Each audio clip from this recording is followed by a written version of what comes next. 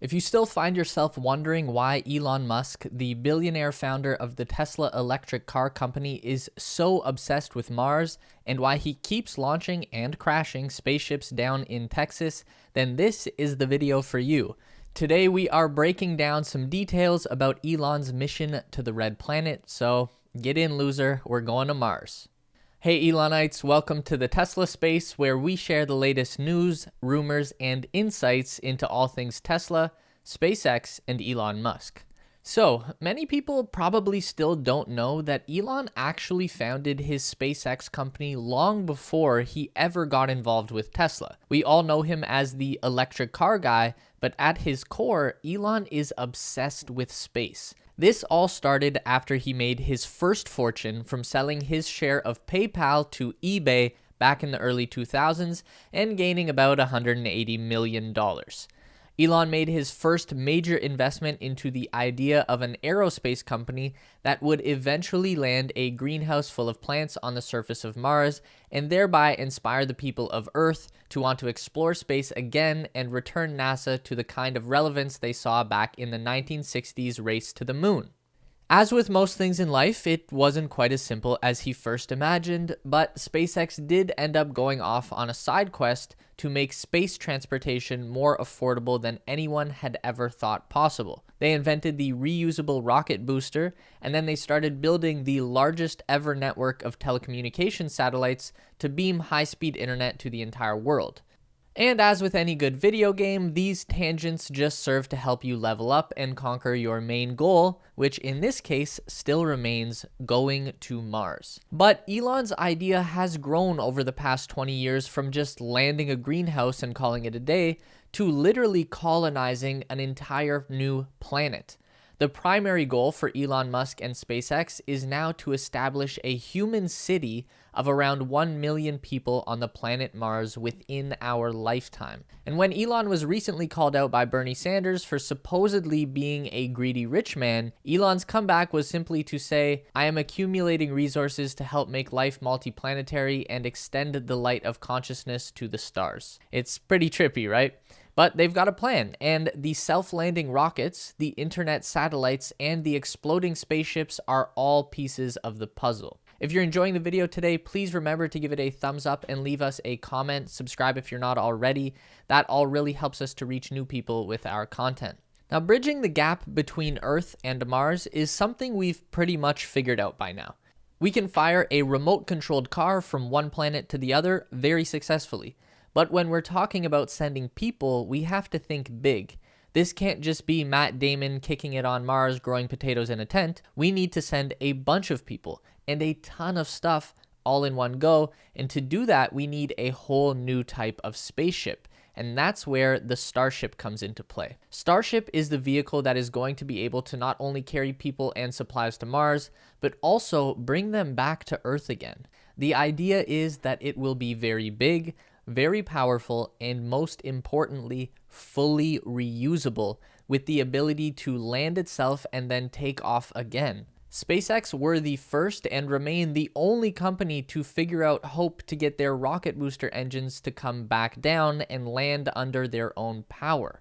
The idea is that Starship will do the same, and that's the first hurdle that they're trying to clear with the tests that have been going on in Texas over the past couple of months. If you haven't been paying attention, the Starship prototypes launch up into the air about 10 kilometers, then they make a controlled drop back down to Earth, guided by fins on the body, kind of like a skydiver. Then at the bottom of the fall, the rockets kick back on and flip the whole vehicle so that it points straight up again and lands slowly in the same position that it launched from. Well, that's the idea at least. In each of the 4 test flights that have been done, the whole thing ends up crashing and exploding instead of landing. And most people would assume that kind of result means the test was a failure, but that's not the case.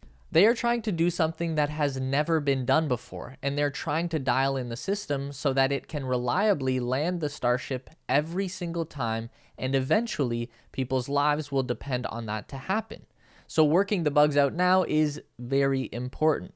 They went through a similar process with landing the Falcon 9 rocket boosters. It took several tries before they were able to consistently recover the engines and reuse them. And once Starship is able to nail the takeoff and the landing within Earth's atmosphere, the next step is to reach orbit. This will still be done without human passengers, but it will have to involve one new element, which is the Super Heavy booster. This is a humongous rocket engine that the Starship sits on top of, and this is the power that they are going to need to eventually get a fully loaded Starship into Earth's orbit someday. The idea is that Starship will be hauling 100 metric tons of cargo on its flight to Mars. So getting that clear of Earth's gravity is going to be an epic feat. So far, they've built one non-functioning prototype of the Super Heavy that Elon called a manufacturing pathfinder to help guide the design process. This has already led to a second prototype that they hope to have on a launch pad by late April and might already be capable of reaching orbit. So, once the Starship and the Super Heavy are locked in, then that's pretty much it. We're ready to go to Mars. But how fast does that actually happen? Well, that depends on your perception of time. See, people who follow Tesla closely, like many of you, have already become familiar with the concept of Elon time. And that's the difference between when Elon says something is going to happen and when it actually happens in real life. A great example would be in 2019 at a Tesla event called Autonomy Day. In his presentation, Elon promised us that by the end of 2020, we would see 1 million fully autonomous robotaxis on the streets of America. Well, we're in 2021 now, and obviously that was not the case. And even now, Tesla is not quite able to make one car fully autonomous, let alone a whole fleet of them. I don't think it's so much a case of Elon over-exaggerating or trying to oversell a product. I think he's just naturally very optimistic, and he seems to forget that Elon himself is an anomaly in humankind, and not everyone else is going to be able to work with the same drive and ingenuity as he does. So just something to keep in mind when we start talking about timelines here. The goal as it stands is to land humans on Mars by the year 2026. And those astronauts will be preceded by an uncrewed Starship that would land on Mars in 2024. And this is something Elon was talking about as recently as December of last year, and he said that he was highly confident in this timeline. No matter how many times I say this, it still doesn't quite feel like reality, but that's just over 5 years until people are on Mars, according to Elon time at least. Third-party experts have said that SpaceX is probably closer to a 2029 or 2031 timeline for a human Mars landing, and it's a little tricky because the Earth and Mars only line up perfectly every 26 months. So if you miss a window, there's a long wait for another chance. So let's say we land a crew of people on Mars. Then what? Here's where things get really nuts. Elon's master plan is to transport 1 million people from Earth to Mars by the year 2050. And to do that, SpaceX will have to build 1,000 Starship rockets over the course of 10 years. Each ship can carry 100 people and 100 metric tons of supplies and equipment. To reach the goal of 1 million people, they would need to launch an average of 3 ships per day over 10 years. But that's not possible to do because of the Earth-Mars window that only comes around every 26 months. In those windows, there are about 30 days where it is possible to fly from one planet to the other in about 6 months.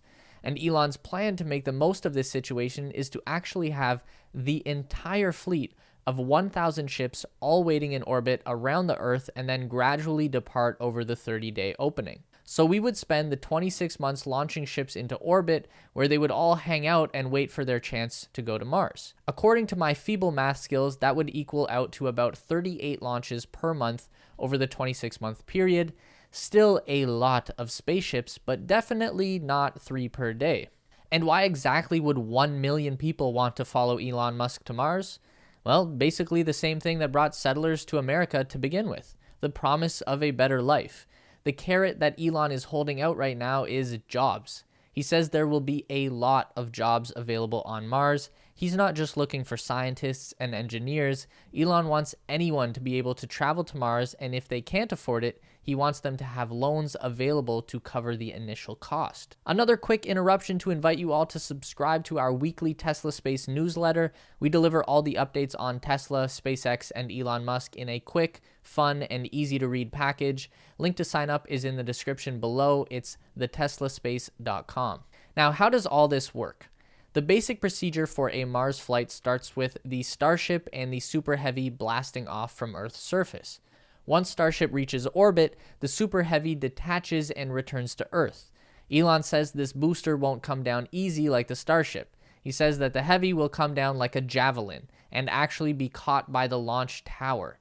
I'll be honest, I have no idea what that means, but I am very excited to see it happen. Meanwhile, the Starship hangs out in orbit where it will meet up with a tanker ship that will refill the Starship fuel supply. The tanker is basically another Starship just full of rocket fuel instead of people, and it will come back down and land after fueling. Then we fly to Mars. Like I said, about 6 to 7 months of travel time. The Starship lands on Mars the same way that it does on Earth, glides in using fins, and then fires the engines to flip and land vertically. Then, after refueling on Mars with resources trucked over by previous Starship landings, the ship makes a direct return to Earth. This second liftoff is possible without the Super Heavy because the force of gravity on Mars is only 38% as strong as it is on Earth. So there will be much less resistance for the Starship to fight against. How about infrastructure though, like communications? Can we share the internet with Mars from Earth? Luckily, SpaceX already has that figured out. The Starlink satellite network is not only going to be the business model that pays for all of this Mars exploration to happen, but Starlink will also be crucial in maintaining interplanetary network connections. Basically, the plan is to launch a constellation of Starlink satellites around Mars, same deal as what we have in space here right now. It's actually written into the Starlink terms of service right now that this network will be used on Starship transports and Martian colonies. Then, according to Elon, all we need is a big laser floating in Earth's orbit that would blast signals to Mars' orbit, and there would need to be a few relay stations as well for when Mars is on the other side of the sun, but it all seems, relatively easy to do compared to everything else that's going on. Lastly, who makes the rules on the new planet? Who is in charge? Does Elon Musk automatically become God Emperor of Mars or Techno King of Mars? I imagine that is going to be a very hotly debated topic.